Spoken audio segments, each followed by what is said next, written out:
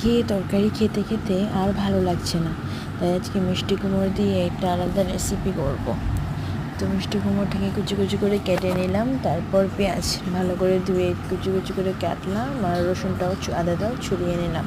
তারপর কড়াইটা বসিয়ে দিয়ে তেল দিয়ে দিলাম। তেলটা গরম হয়ে গেলে শুকনো লঙ্কা তেজপাতা দিয়ে পেঁয়াজটাও ভেজে নিলাম অল্প। তারপর আদা রসুন বাটা দিয়ে দিলাম। তো তারপর হলুদ গুঁড়ো, জিরে গুঁড়ো, তো লবণ দিয়ে কাঁচা লঙ্কার যে বেটে রেখেছিলাম পেস্টটাও একটু জল দিয়ে দিলাম। এটাকে একটু শুকাতে দেব। একটু ভাজা হয়ে গেলে কেটে রাখা মিষ্টি কুমড়ো দিয়ে দিলাম। একটু ভাজা ভাজা করে ঝোল দিয়ে দিলাম। ঝোল দেওয়ার পর শীতলটা আমি দেব। আমি যেহেতু কাটা খেতে পারি না, তো শীতলটাকে এভাবে দিচ্ছি যাতে কাঁটাটা না থাকে।